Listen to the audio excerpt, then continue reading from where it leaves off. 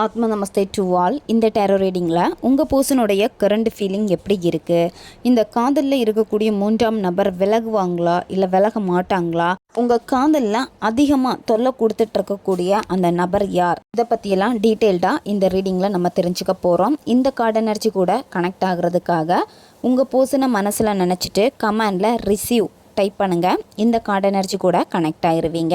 நம்ம சேனலுக்கு நீங்கள் இதான் ஃபஸ்ட் டைம் வரீங்கன்னா மறக்காமல் சப்ஸ்கிரைப் பண்ணிக்கோங்க. பக்கத்தில் இருக்கக்கூடிய பெல் பட்டனையும் கிளிக் பண்ணிக்கோங்க. அப்போ தான் நான் போடக்கூடிய வீடியோஸ் எல்லாமே உடனுக்குடன் உங்களுக்கு நோட்டிஃபிகேஷனில் வந்துக்கிட்டே இருக்கும். உங்களுக்கு எங்கிட்ட பர்சனலாக கிளாஸஸ் எடுத்துக்கணும் அல்லது உங்களுக்கு பர்சனல் டேரோ கார்டு ரீடிங் தேவைப்பட்டுச்சுன்னா இன்ஸ்டா அல்லது மெயிலில் வந்து காண்டாக்ட் பண்ணுங்கள். உங்களுக்கும் டேரோ கார்டு ரீடிங் லேர்ன் பண்ணிக்கணும், அதாவது உங்களுக்கும் டேரோ ரீடிங் வந்து கற்றுக்கிட்டு சிறந்த டேரோ ரீடராக நீங்களும் மாறணும்னா நாங்கள் கிளாஸஸ் கொடுத்துட்ருக்கோம். தேவைப்படுறவங்க இன்ஸ்டா அல்லது மெயிலில் வந்து காண்டாக்ட் பண்ணுங்கள். இப்போது இந்த ரீடிங்கில் நம்ம போகலாம். உங்கள் பர்சனுடைய கரண்ட் ஃபீலிங் எப்படி இருக்குன்னு பார்க்குறப்போ, இப்போ உங்கள் நபர் வந்து அதிகமாக வந்து திங்க் பண்ணுறாங்க. எல்லா விஷயத்தையும் வந்து யோசித்து தான் இனிமேல் ஒரு சிறந்த முடிவு எடுக்கணும் அப்படின்னு உங்கள் நபர் வந்து நினைக்கிறாங்க. அது மட்டும் இல்லாமல் உங்கள் பர்சன் வந்து இப்போ கடின உழைப்பை வந்து போட்டுட்ருக்காங்க அவங்களுடைய லைஃப்பில். அந்த கடின உழைப்புக்கான ஒரு வெகுமதி கிடைக்கிறது வரைக்குமே வந்து அவங்க கொஞ்சம் பொறுமையாக வெயிட் பண்ணிக்கிட்டே இருக்காங்க. இருந்தாலும் முயற்சியை வந்து கைவிடாமல் இப்போ அவங்களுக்கு என்ன விஷயம் வேணுமோ அதை சிந்திச்சு செயல்படணும் அப்படின்னு அதில் வந்து தீவிரமாக வந்து இருக்காங்க. உங்கள் பர்சன் வந்து இதில் முன்னேற்றம் அடைவாங்களான்னு பார்க்குறப்போ கண்டிப்பாக முன்னேற்றம் அடைவாங்க. ஏன்னா ரொம்ப நாளாக எஃபர்ட் போட்டிருக்காங்க. இப்போ அவங்க ஒரு பிஸ்னஸ் ஸ்டார்ட் பண்ணியிருக்கலாம் அல்லது வந்து ஒரு வேலைக்கு போயிருக்கலாம், இல்லை வேலையில் வந்து இருந்துக்கிட்டே அடுத்த லெவலுக்கு போகணும் அப்படின்னு அவங்க நல்லா ஹார்ட் ஒர்க் பண்ணிகிட்ருக்கலாம். இந்த மாதிரி சில விஷயங்கள் வந்து உங்கள் நபர் செஞ்சிட்ருக்காங்க. அதில் வந்து அவங்களுக்கு உடனே வந்து ரிசல்ட் கிடைக்க மாட்டேங்குது, சரியா? இருந்தாலுமே கிடைக்கும்னு ஒரு பொறுமையோடு அவங்க இப்போ பண்ணிகிட்ருக்காங்க. அதில் வந்து கண்டிப்பாக அவங்க வந்து சக்ஸஸ் பண்ண போகிறாங்க. அதாவது இப்போ அவங்களுக்கு ரொம்ப முக்கியமாக இருக்கிறது என்னன்னு பார்க்குறப்ப அவங்க ஒரு விஷயத்தை வந்து மைண்டில் வந்து ஃபிக்ஸ் பண்ணிட்டாங்க அவங்களுடைய கரியரில். அதில் ஜெயிக்கணும், அதுதான் அதுக்கான எஃபர்ட் போடுறாங்க. இப்போ தான் கொஞ்சமாக ஒரு பாசிட்டிவான ரிசல்ட்டை வந்து அவங்க லைஃப்பில் பார்க்க ஆரம்பிச்சிருக்காங்க. அதனால தான் கவனம் ஒரே இடத்துல இருக்குது. உங்கள் நபருடைய கவனம் வந்து சிதறலை. உங்கள் பர்சனுக்கு இந்த காதலை பற்றின உணர்வுகள் இருக்கா அப்படின்னு பார்க்குறப்ப உங்கள் நபருக்கு வந்து இருக்குது, சரியா? அவங்க எல்லா விஷயத்தையும் வந்து சக்ஸஸ் பண்ணுறதுக்காக தான் இப்போ அவங்க ஒரு விஷயத்தில் வந்து ஃபோக்கஸ் பண்ணுறாங்க. அவங்க மனசில் ஒரு விஷயம் நினச்சிருக்காங்க. அந்த ஒரு விஷயம் நடந்துச்சு அப்படின்னா எல்லா விஷயத்தையும் அவங்க எடுத்துப்பாங்க, சரியா? எல்லாமே அவங்களுக்கு கைகூடி வரும். அதனால தான் அந்த குறிப்பிட்ட விஷயங்களில் அவங்க கவனம் செலுத்துகிறாங்க. இப்போ உங்களை பற்றி யோசிக்கிறாங்களா அப்படின்னு பார்க்குறப்ப உங்கள் பர்சனுடைய முன்னேற்றம் தடுக்கப்படுறது எதனாலனா உங்களாலேயும் தடுக்கப்படுது. ஏன்னா நீங்கள் அவங்க மைண்டை மாற்றிக்கிட்டே இருக்கீங்க. போயிட்டு ரொம்ப எமோஷ்னலாக பேசுகிறதா இருக்கட்டும், இல்லை அது ஏதாவது கேட்டு அவங்கள வந்து டென்ஷன் பண்ணுறதா இருக்கட்டும், இந்த மாதிரி இருக்கிற சமயத்தில் உங்கள் பர்சன்கிட்ட இருந்து எந்த விதமான பெரிய ரிசல்ட்டுமே வராது. இதில் நீங்கள் இப்போ பிரிஞ்சிருக்கீங்க, நோ கான்டாக்டில் இருக்கீங்க அப்படின்னா உங்கள் நபர் வந்து வேண்டவே வேண்டாம் அப்படின்னு ஒரு முடிவு எடுத்துகிட்டு போயிருப்பாங்க. சிலருக்கு வந்து பார்த்திங்கன்னா போலீஸ் கேஸ் கூட ஆயிருக்கும். எழுதி கொடுத்து மாற்றி நீங்கள் போகிற மாதிரி இருந்திருக்கும். ஏன் அப்படின்னா அந்தளவுக்கு பிரச்சனைகள் வந்து இங்கே இருந்திருக்கு, சரியா? இருந்தாலுமே இப்போ என்னென்னா உங்ககிட்ட கொஞ்சம் பொறுமை இருக்குது. இவங்க தான் வேணும் வருவாங்க அப்படிங்கிற ஒரு நம்பிக்கையில் வந்து நீங்கள் இருக்கீங்க. அதே மாதிரி இப்போ முடிவு இதுதான் அப்படின்னு வந்து நீங்களும் வந்து ஃபிக்ஸ் பண்ணலை. ஆனால் வந்து ஒரு முடிவு தெரிஞ்சிடுச்சு. இருந்தாலுமே பார்க்கலாம், கண்டிப்பாக ஏதாவது ஒரு சின்ன விஷயம் வந்து மாறும் அப்படின்னு நீங்கள் நம்பிக்கிட்டு இருக்கீங்க. அதே மாதிரி உங்கள் பர்சனுடைய வாழ்க்கையில் இப்போ என்னென்னா அவங்க வந்து ஒரு வளர்ச்சி வேணும்னு நினைக்கிறாங்க அவங்களுடைய வாழ்க்கையில். அது இப்போ நிகழ்ந்துக்கிட்டு இருக்குது, சரியா? கொஞ்சமாக தான் க்ரோத் ஆகிக்கிட்டே உங்கள் நபர் வந்து வராங்க.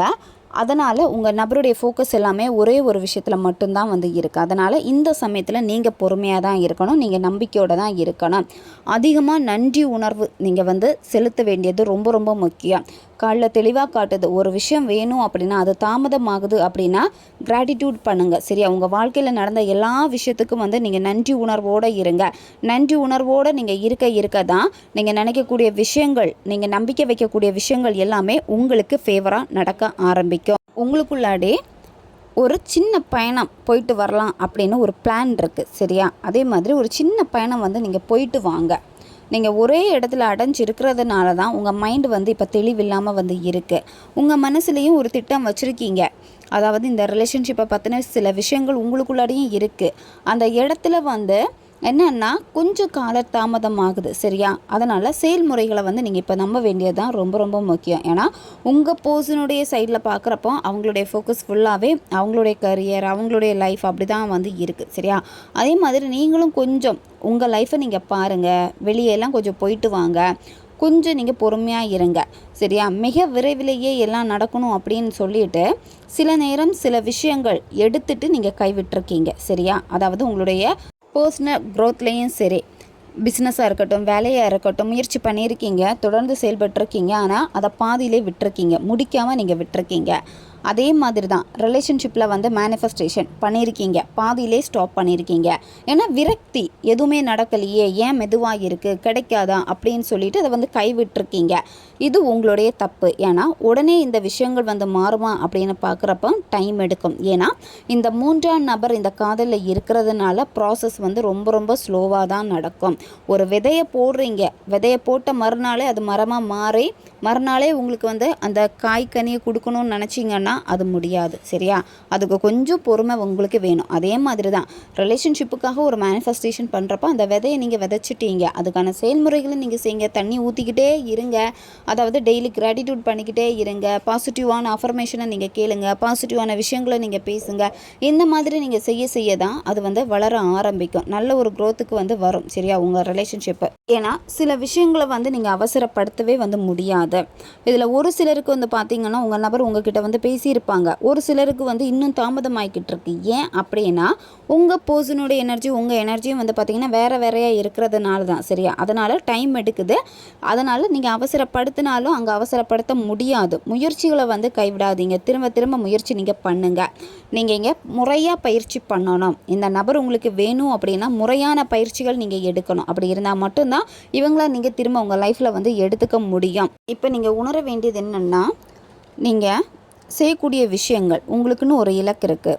ரிலேஷன்ஷிப்பாக இருக்கட்டும், இல்லை உங்களுடைய பர்சனலில் வந்து கரியர் க்ரோத்தாக இருக்கட்டும், அதில் வந்து கரெக்டான எனர்ஜியை தானே நீங்கள் கொடுத்துட்ருக்கீங்க, கரெக்டாக ஒத்து போகுதா அப்படிங்கிறத நீங்கள் யோசிங்க சரியா.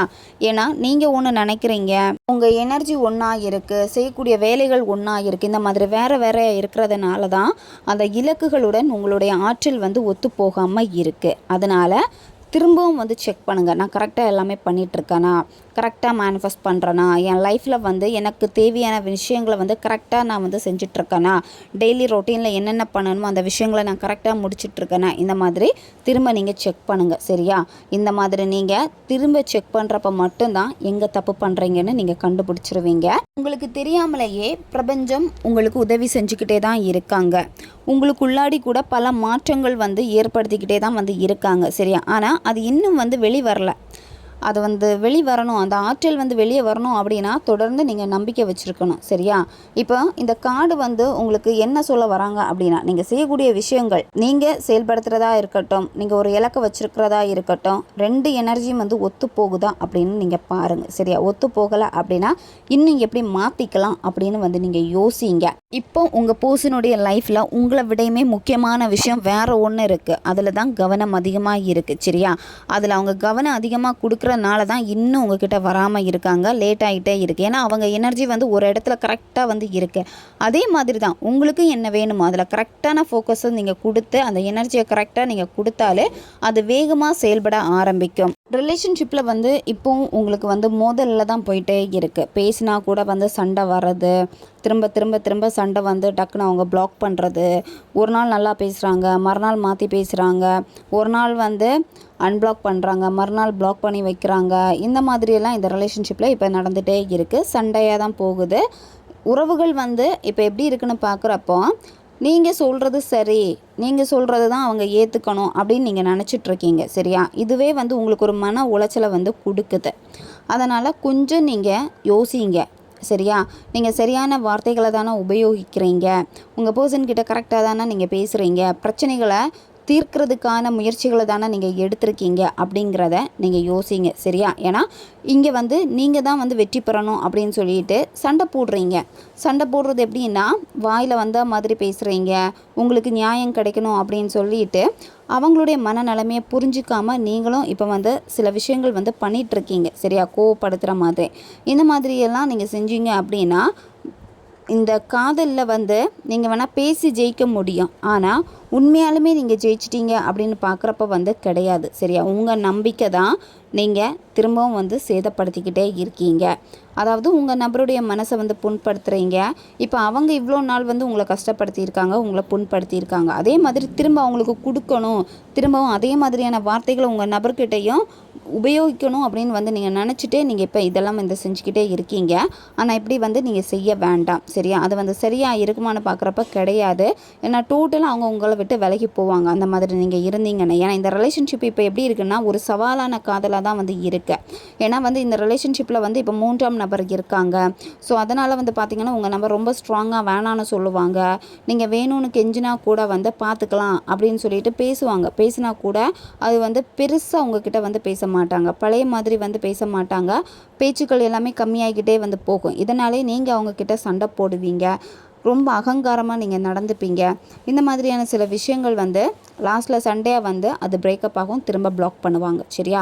ஸோ இந்த ஒரு சிச்சுவேஷன் வந்து நடக்கக்கூடாது அப்படின்னா முதல்ல நீங்கள் கொஞ்சம் அமைதியாக தான் இருக்கணும். சரியா? சண்டை தான் ஒரு தீர்வை கொடுக்குமான்னு பார்க்குறப்ப வந்து கிடையவே கிடையாது. சரியா? அன்பால் எல்லாத்தையுமே வந்து மாற்ற முடியும். அதுக்கு வந்து கொஞ்சம் டைம் எடுக்கும்.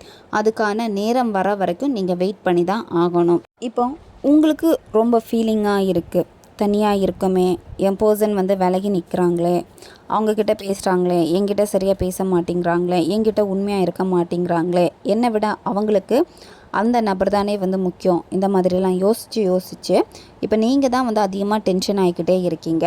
உங்ககிட்ட எப்படின்னா தேவையில்லாத சிந்தனைகள் வந்து அதிகமாக வந்து இருக்குது. அதாவது நைட்டு தூங்குறப்ப கூட அதிகமாக உங்கள் நபரை பற்றி நினைக்கிறது, அந்த இடத்துல வந்து நீங்கள் நினைக்கிறது எல்லாமே வந்து ஒரு நெகட்டிவாக தான் யோசிக்கிறீங்க. இந்த மாதிரி யோசிக்க உங்களுக்கு எப்படி இருக்குன்னா ரொம்ப தலைவலியாக இருக்கும். அதாவது டென்ஷனாக இருக்கும். சரியா? டிப்ரெஷனில் இருப்பீங்க. ஸ்ட்ரெஸ்ஸு ஓவராக வந்து இருக்கும். நிம்மதியான தூக்கம் இல்லாமல் வந்து இருக்குது. எப்போவுமே இதே யோசனையாக இருக்கும். உங்கள் நபரை பற்றி தான் 24 மணி நேரமும் நீங்கள் நினச்சிக்கிட்டே வந்து இருக்கீங்க. ஏன்னா 3ஆம் நபர் இருக்கிறதுனால இனிமேல் என்ன ஆக போகுதோ, அடுத்தடுத்து என்ன நடக்கும் இப்படின்னு தான் நீங்கள் வந்து யோசிக்கிறீங்க. உங்களுடைய வேலையில் வந்து கவனம் வந்து இங்கே ஃபுல்லாகவே வந்து எப்படி இருக்குன்னா உங்கள் பர்சன், அந்த தேர்ட் பர்சன் இப்படி இருக்கிறப்ப வந்து உங்கள் ஆரோக்கியத்தை நீங்கள் கெடுத்துக்கிட்டே இருக்கீங்க. உங்களை நீங்கள் கவனிக்காமல் விட்டுக்கிட்டே இருக்கீங்க. சரியா? அதனால் இப்போ எப்படின்னா உங்கள் வாழ்க்கை வந்து ஒரு வெற்றிடம் மாதிரி இருக்குது. அதாவது உங்கள் நபர் இல்லாதனால வெறுமனா ஒரு தனிமை ஃபீல் வந்து இருக்குது. அதுவே வந்து ஓவர் டிப்ரெஷனில் வந்து உங்களை ஆக்கிக்கிட்டே இருக்குது. உங்கள் நபர் வந்து இப்போ ரீசெண்டாக ஒரு முடிவை சொல்லிட்டு போயிருப்பாங்க. அதாவது வேணாம் அப்படின்னு சொல்லிட்டு போயிருப்பாங்க. அதை ஏற்றுக்கொள்ள முடியாமல் ஏன் இப்படியெல்லாம் நடந்துச்சு இதை கூட நீங்கள் அதிகமாக யோசிக்கிறீங்க. எந்த இடத்துல உங்களை விட்டுட்டு போனாங்களோ அதே தான் நீங்கள் திரும்ப திரும்ப வந்து இப்போ யோசிச்சுக்கிட்டே இருக்கீங்க. உங்களை நீங்கள் வந்து ப்ளேம் பண்ணிக்கிட்டே இருக்கீங்க. நான் வந்து அன்னைக்கு அந்த மாதிரி பேசியிருக்கக்கூடாது, நான் கொஞ்சம் அமைதியாக இருந்திருக்கலாமே, நான் ஏன் கோவப்பட்டேன் அப்படின்னு. சில நேரம் நீங்கள் உங்கள் நபர் மேலேயும் தப்பு இருக்குது. ஆனால் உங்கள் நபர் மேலே இருக்கக்கூடிய தப்பை வந்து நீங்கள் புரிஞ்சிக்காமல் உங்களை நீங்கள் இப்போ வந்து ப்ளேம் பண்ணிக்கிட்டே நீங்கள் இருக்கீங்க. இது வந்து உங்களுக்கு எந்த பயனையுமே கொடுக்க போகிறது கிடையாது. இப்போ நீங்கள் யோசிக்கிறீங்க பார்த்தீங்களா, அந்த யோசிக்கக்கூடிய விஷயங்கள் உங்கள் வாழ்க்கையில் நல்லதுக்கு தானே கெட்டதுக்கா அப்படிங்கிறத ஒரு நிமிஷம் யோசிச்சு பாருங்கள். அது வந்து தேவையில்லாத விஷயத்தை நீங்கள் யோசிக்கிறப்ப உங்களை நீங்கள் வந்து காயப்படுத்திகிட்டு இருக்கீங்க. உங்களை நீங்கள் கவனிக்காமல் இருக்கீங்க. உங்கள் உடம்பை வந்து நீங்கள் வந்து நோகடிச்சுக்கிட்டே வந்து இருக்கீங்க. சரியா? அதனால் இந்த மாதிரியான பழக்க வழக்கங்கள், யோசிக்கக்கூடிய விஷயங்கள் இது எல்லாத்தையுமே வந்து விட்டுருங்க. சரியா? விட்டுட்டு என்னென்னா திரும்ப உங்களை வந்து புதுசாக கொண்டு வாங்க. சரியா? அதாவது மாற்றம் வந்து கண்டிப்பாக இங்கே தேவை. இப்போ இந்த ரிலேஷன்ஷிப்பில் வந்து ஒரு முடிவு வந்து உங்களுக்கு தெரிஞ்சிடுச்சு. அந்த முடிவு வந்து பாசிட்டிவாக இருந்தாலும் சரி, நெகட்டிவாக இருந்தாலும் சரி, உங்கள் பர்சன் ஒரு முடிவை வந்து இப்போ உங்களுக்கு கொடுத்துட்டாங்க. சரியா? ஆனால் அது முடிஞ்சிடுச்சு அப்படின்னு சில விஷயங்கள் வந்து முற்றுப்புள்ளி வச்சுருப்பாங்க உங்கள் நபர். அதை வந்து ஏற்றுக்கோங்க. நடந்த விஷயத்த முதல்ல ஏற்றுக்கோங்க. இதுதான் நடந்திருக்கு, இதை நான் ஏற்றுக்கிறேன் அப்படின்னு முதல்ல உங்கள் மைண்ட் செட்டை வந்து நீங்கள் மாற்றிக்கோங்க. சரியா? எப்போ அந்த விஷயத்தை நீங்கள் அக்செப்ட் பண்ணுறீங்களோ, ஒரு விஷயம் நடந்துச்சுன்னா அதை உங்கள் மனசை வந்து ஏற்றுக்கொள்ள தயங்குது. இப்போ தேர்ட் பார்ட்டி இருக்கிறதே வந்து ஏன் இருக்காங்க, எப்போ போவாங்க, ஏன் என் வாழ்க்கையில் வந்து இப்படி வந்து கொடூரமான ஒரு செயலை வந்து செஞ்சுட்டு போகிறாங்களே அப்படின்னலாம் நீங்கள் யோசிக்கிறீங்க. சரியா? இந்த மாதிரி நீங்கள் செய்யாதீங்க. நடந்துச்சா அந்த விஷயத்தை ஏற்றுக்கொள்ளுங்க. ஓகே நடந்துடுச்சு அப்படின்னு.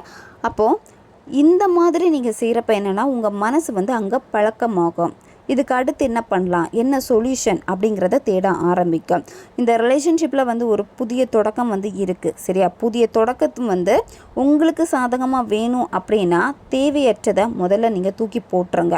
ஏன்னா நீங்கள் இப்போ எல்லாமே தேவையற்ற விஷயங்களை தான் தூக்கி சுமந்துக்கிட்டே இருக்கீங்க. அதனால தான் இப்போ மனசுமை அதிகமாக வந்து உங்களுக்கு இருக்குது. உங்கள் நபர் கொடுக்குறது வெறும் முடிவு மட்டும்தான் சரியா. அதுதான் ஃபைனல் அப்படின்னு வந்து கிடையாது சரியா. அதில் மாற்றம் இருக்கான்னு பார்க்குறப்ப மாற்றங்கள் இருக்குது, புதிய ஒரு தொடக்கம் வந்து இருக்குது. சிலருக்கு வந்து பார்த்திங்கன்னா புதிய லைஃபே வந்து அமைய போகுது சரியா. அதனால் வாய்ப்புகளை வந்து தவற விடாதீங்க. பிரபஞ்சம் நிறைய வாய்ப்புகள் உங்களுக்காக வச்சுருக்காங்க சரியா. அதனால் உங்களுடைய தனிப்பட்ட வளர்ச்சியில் நீங்கள் அதிகம் கவனம் செலுத்த வேண்டியதான் ரொம்ப ரொம்ப முக்கியம் சரியா. தேர்ட் பார்ட்டி இப்போ வந்து என்ன நினைக்கிறாங்கன்னா, நீங்கள் வந்து உங்கள் பர்சனுடைய வாழ்க்கையில் இல்லை அப்படின்னு தான் அவங்க வந்து நினைக்கிறாங்க சரியா. ஏன்னா உங்கள் நபருடைய மனசை வந்து டோட்டலாக அவங்க வந்து வேறு ஒரு விஷயத்தில் வந்து திசை திருப்பி விட்டுருக்காங்க. ஸ்டார்டிங் சொன்ன மாதிரி தொழிலில் வந்து ஒரு மாற்றத்தை கொண்டு வந்திருப்பாங்க, இல்லை வேலையில் சில மாற்றத்தை வந்து ஏற்படுத்தி கொடுத்துருப்பாங்க அந்த மூன்றாம் நபர். அப்படி மாறினால தான் இந்த ரிலேஷன்ஷிப்பு வந்து முடிஞ்சு போயிருக்கும் சரியா. அதாவது என்னத்தான் நீங்கள் உங்கள் நபருக்கு எல்லா விஷயங்களையும் பார்த்து பண்ணியிருந்தாலுமே அந்த மூன்றாம் நபர் பண்ண சில விஷயங்களில் வந்து உங்கள் நபர் வந்து மயங்கிட்டாங்க சரியா. அந்த அளவுக்கு வந்து மயக்கியிருக்காங்க உங்கள் நபரை. ஏன் அப்படின்னா உங்கள் நபருடைய வீக்னஸ் என்னங்கிறது உங்களை விடையுமே அந்த மூன்றாம் நபருக்கு தான் இங்கே நல்லா தெரிஞ்சிருக்கு சரியா. சிலருக்கு வந்து பார்த்திங்கன்னா பிளாக் மேஜிக் பண்ணி வந்து பிரிச்சிருக்காங்க. சிலர் வந்து பார்த்திங்கன்னா பிளாக்மெயில் பண்ணி உங்கள் நபரை அவங்க கூட வச்சுருக்காங்க. இந்த மாதிரி சில விஷயங்கள் வந்து நடந்திருக்கு. அதனால தான் உங்கள் நபர் மாறியிருக்காங்க. உங்கள் நபருக்கு வந்து உங்கள் மேலே வெறுப்பு வர்றதுக்கு காரணம் யாருன்னு பார்க்குறப்ப மூன்றாம் நபர் தான். ஏன்னா மூன்றாம் நபர் வந்து தேவையில்லாமல் உங்களை பற்றி சொல்கிறது, அதாவது உங்கள் பர்சனுக்கு வந்து எந்தெந்த விஷயங்களில் வந்து உங்களுக்கு நம்பிக்கை இருந்துச்சோ அந்த விஷயங்களில் வந்து நம்பிக்கை இல்லாத மாதிரியான பேச்சுக்கள் உங்கள் நபருடைய மனசையும் அவங்க வந்து மாற்றிருக்காங்க சரியா. இப்போ என்னென்னா அந்த பழைய விஷயங்கள், அதாவது உங்கள் லைஃப்பில் நடந்த சில முறிவுகள், உறவுகளில் நடந்த முறிவுகளை நினச்சி தான் இப்போ நீங்கள் ரொம்ப கவலைப்படுறீங்க. பழைய விஷயங்களை நீங்கள் அப்படியே விட்டுருங்க. ஏன்னா நம்பிக்கை வந்து உங்களுக்கு எப்படி இருக்குன்னா, இப்போ இவங்க வரவே மாட்டாங்க, மாறிட்டாங்க, மூன்றாம் நபர் தான் இவங்க கூட இருக்காங்களே அப்படின்னு நீங்கள் நினைக்கிறீங்க. அப்படி நினைக்கிறதே ஒரு நம்பிக்கை தான் சரியா. அந்த மாதிரியான ஒரு நம்பிக்கையை நீங்கள் கொடுக்கறதுனால தான் உங்களுக்கு அடுத்தடுத்து நடக்கக்கூடிய விஷயங்கள் எல்லாமே ஆப்போசிட்டாக நடக்குது, அதாவது எதிர்மறையாக நடக்குது. நீங்கள் எதுக்கு பயந்தீங்களோ அந்த ஆற்றலை தான் அங்கே கொடுத்துட்டீங்க உங்கள் பர்சன்கிட்ட. அதுதான் இப்போ நடக்குது. உங்களுக்கு எந்த விதமான முன்னேற்றமே இல்லாமல் வந்து போகுது சரியா. அதனால் நீங்கள் அப்படியே விட்டுருங்க, நடந்த விஷயங்களை வந்து விட்டுருங்க.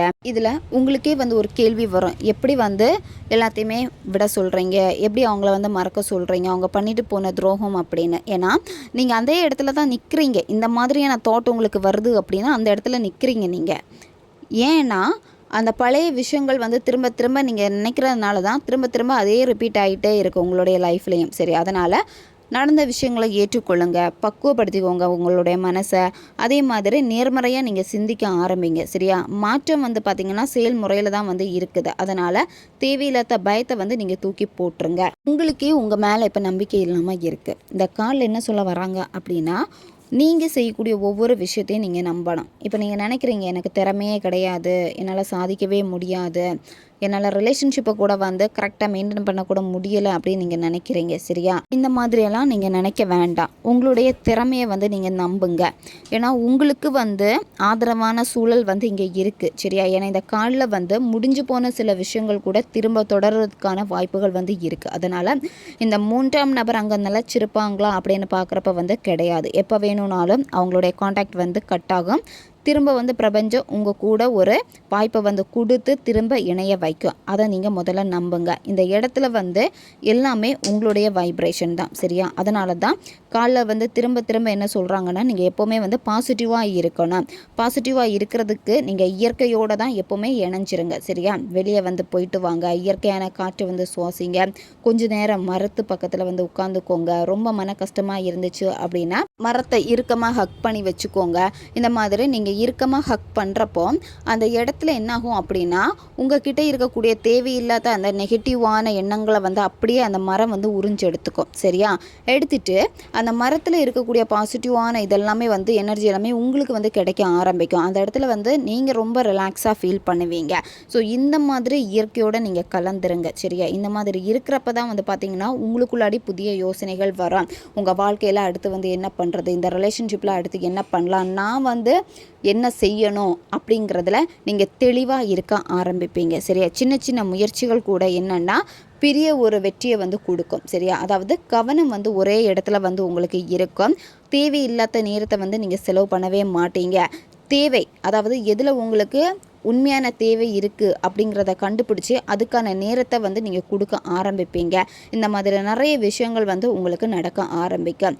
அதில் நீங்கள் செய்ய வேண்டியது என்ன அப்படின்னா, உங்களுடைய கற்பனை, உங்களுடைய விசுவலைசேஷன். அதாவது ஒரு விஷயம் உங்கள் வாழ்க்கையில் வந்து நீங்கள் இதை தான் உருவாக்க போகிறீங்க, இந்த ஒரு ரிலேஷன்ஷிப்பை தான் உருவாக்க போகிறீங்க அப்படின்னு நீங்கள் கற்பனை பண்ணிக்கோங்க. கற்பனை பண்ணுறப்போ அழகான அந்த லைஃப் வந்து உங்களுக்கு கிடைக்கும். சரியா? இங்கே சண்டை தான் தீர்வு வந்து கிடையாது. இந்த ரிலேஷன்ஷிப் வேணும்னு சொல்லிட்டு நீங்கள் தேர்ட் பார்ட்டி கிட்ட போயிட்டு சண்டை போடுறதா இருக்கட்டும், தேர்ட் பார்ட்டி கிட்ட போயிட்டு நீங்கள் கெஞ்சுறதா இருக்கட்டும், பேச முயற்சி பண்ணி அது சண்டையில் தான் வந்து முடியும். சரியா? மோதல் தான் திரும்ப ஏற்படும். உங்கள் நபர்கிட்டையும் ஏதாவது விஷயங்களை நீங்கள் பேச போனால் கூட அங்கே மோதல் தான் ஏற்படும். சரியா? அதனால் நீங்கள் இந்த மாதிரி சில செயல்கள் வந்து நீங்கள் செய்ய வேண்டாம். பேசி தீர்த்துக்கலாம் அப்படின்னு நினச்சிங்கன்னா கூட ஆப்போசிட்டில் இருக்கக்கூடியவங்க பேசக்கூடிய மனநிலையில் இருக்க மாட்டாங்க. அங்கே சண்டை தான் வரும். அதனால் நீங்கள் என்ன செய்யணும் அப்படின்னா, நீங்கள் முழுமையாக நம்புங்க, மேனிஃபெஸ்டேஷன் பண்ணுங்கள், பிரபஞ்சத்தை நம்புங்க, உங்களுடைய இஷ்ட தெய்வத்தை நீங்கள் நம்புங்க. சரியா? உங்களுக்கு இங்கே முன்னோர்களுடைய ஆசீர்வாதம் வந்து இருக்குது. சரியா? முன்னோர்கள் வந்து உங்களை வழி நடத்திக்கிட்டே தான் இருக்காங்க. ஏஞ்சல் கிட்ட உதவி கேளுங்க. இந்த மாதிரி உங்களை சுற்றி இருக்கக்கூடிய நல்ல உயரிய ஆத்மாக்கள் கிட்ட நீங்கள் வந்து உதவி கேளுங்க. இவங்க கிட்ட தான் நீங்கள் கேட்குறப்ப தான் நல்ல மாற்றம் வந்து இங்கே வரும். சரியா? அதை விட்டுட்டு உங்கள் நபர்கிட்ட டைரெக்டாக போய் பேச ட்ரை பண்ணுறது, மூன்றாம் நபர்கிட்ட பேச ட்ரை பண்ணுறது, நியாயத்தை கேட்கணும்னு நினைக்கிறது, இதெல்லாமே வந்து இங்கே வேலைக்காக போகிறதே இல்லை. ஏன்னா நீங்கள் அப்படி பண்ணிங்கன்னா அங்கே திரும்ப சண்டைகள் தான் வரும். சரியா? திரும்பவும் கோபம் வந்து அதிகமாக தான் வரும். இதனால் எந்த பயனும் இங்கே இல்லவே இல்லை. அதனால் அமைதியாக உங்களுடைய வைப்ரேஷன் எனர்ஜினால் எல்லாத்தையுமே கொடுத்து நீங்கள் மாற்ற வேண்டிய வழியை வந்து நீங்கள் பாருங்கள். மூன்றாம் நபரை விட்டு உங்கள் மேலே இருக்கக்கூடிய அந்த அன்பு வந்து உங்கள் நபர்கிட்ட ஏற்படும். மூன்றாம் நபரை கவனிக்கவே மாட்டாங்க, உங்களை தான் வந்து கவனிப்பாங்க. சரியா? ஏன்னா உங்கள் நபர் வந்து கொஞ்ச நாள்லேயே எல்லாத்தையுமே வந்து புரிஞ்சுப்பாங்க. மூன்றாம் நபர்கிட்ட என்ன தான் இருக்குது, உண்மையான அன்பு இருக்கா, இல்லை அவங்க எதுக்காக பழகுறாங்க, நான் எதுக்காக அவங்கக்கிட்ட பழகுறேன் அப்படிங்கிறத புரிஞ்சுப்பாங்க. புரிஞ்சுக்கிட்டு உங்ககிட்ட தான் அந்த அன்பை வந்து செலுத்துவாங்க. சரியா? சூழ்நிலைகள் சரியா இல்லாமல் இருக்குன்னு நினச்சி நீங்கள் கவலைப்பட வேண்டாம். இதில் சொன்னதை மட்டும் நீங்கள் கரெக்டாக ஃபாலோ பண்ணாலே போதும், எல்லாமே வந்து மாறும். சரியா? எல்லாமே வந்து இங்கே உங்களுடைய வந்து வைப்ரேஷன் எனர்ஜி தான். அதனால் பேசி தீர்க்கணும்னு நினச்சா கூட பேசி தீர்க்க முடியாது. சரி? ஆப்போசிட்டில் இருக்கக்கூடியவங்க அந்த மனநிலைமையில் வந்து இல்லை. அதனால் அமைதியாக எல்லாத்தையும் செயல்படுத்த நீங்கள் பாருங்கள். ஓகே காய்ஸ், இதுதான் இந்த ரீடிங். இது வந்து ஜென்ரல் ரீடிங் தான். பொருந்தக்கூடிய விஷயங்களை மட்டும் எடுத்துக்கோங்க, மற்றதை விட்டுருங்க. உங்களுக்கு பர்சனல் டேரோ ரீடிங் தேவைப்பட்டுச்சுன்னா இன்ஸ்டா அல்லது மெயிலில் வந்து காண்டாக்ட் பண்ணுங்கள். அடுத்த ஒரு வீடியோ பதிவில் சந்திக்கலாம். நன்றி.